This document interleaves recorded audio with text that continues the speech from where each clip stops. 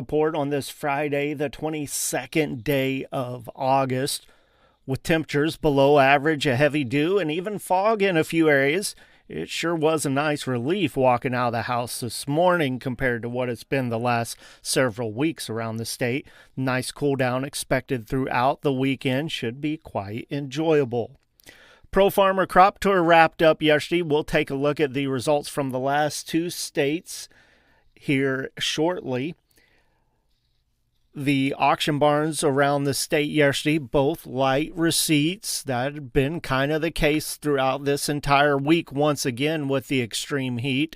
Mid-Missouri Stockyards in Phillipsburg, they had 522 head, a light run, but the market sharply higher. Steers mostly 12 to 22 higher, heifers 6 to 18 higher.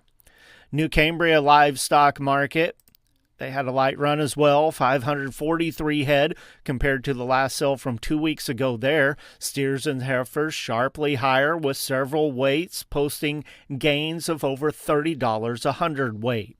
The steers in New Cambria, medium and large ones, 4 to 500 pounds, 518 to 525. 42 head of 553-pound steers brought 467.50. Some 6 to 7 weights at 428 to 445.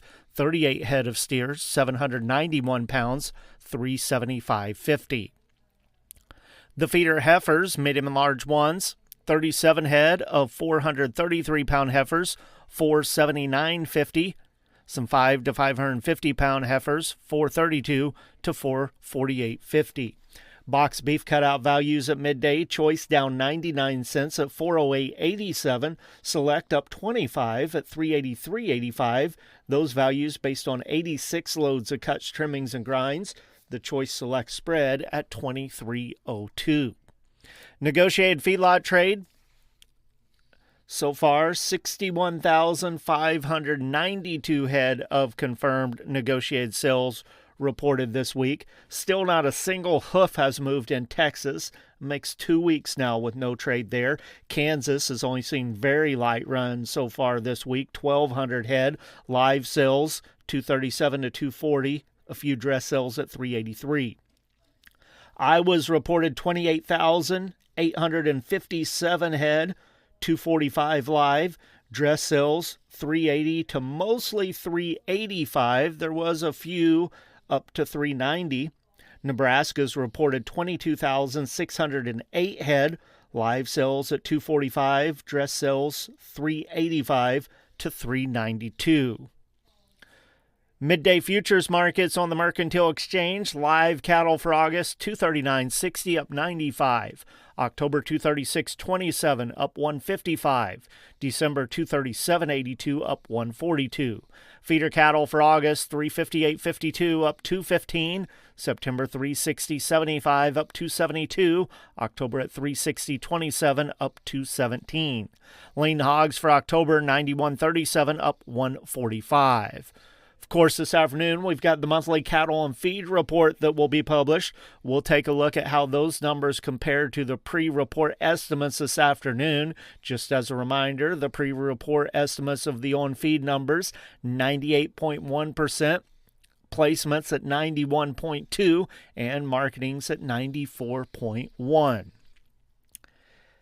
Turning our attention to the grain markets, as we mentioned earlier, the Pro Farmer Crop Tour wrapped up on Thursday evening with the last two states. The Pro Farmer number for the corn in Iowa came in at 198.43.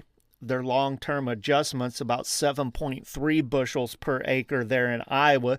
That would put it up to about 205. That's a long ways from the 222 bushels projected at the August USDA report.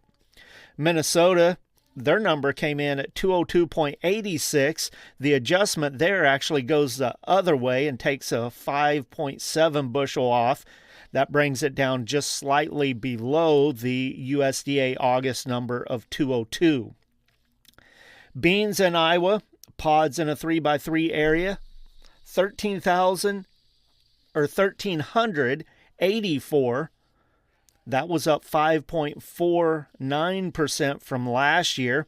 In Minnesota, the pod count in a 3x3 square, 1,247. That was up 20% from last year, which it was noted by several of the scouts that the beans in Minnesota last year was not very good crop at all. Most of the reporters, the scouts, again noted a lot of disease in the corn. The big questions, if that corn is far enough along that those disease from the tar spot and the rust, if it will really affect yields or not. Pods pretty much everywhere on the beans were just absolutely astounding this year.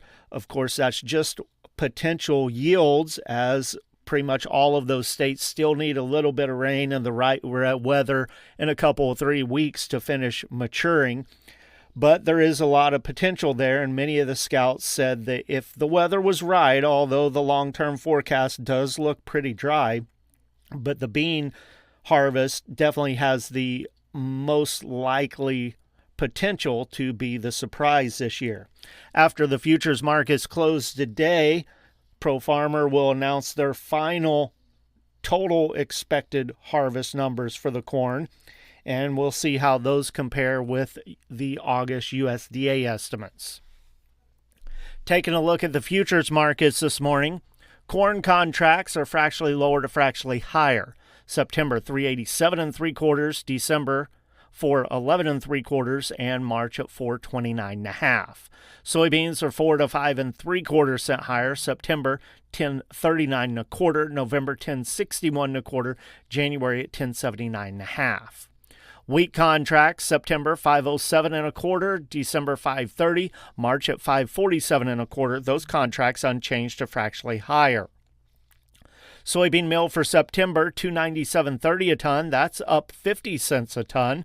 All the rest of the contracts, $1 to $2.50 lower. Soybean oil, September, $55.12 a hundredweight, up $1.48. With the Missouri Department of Agriculture, that's your daily market report for Friday. This is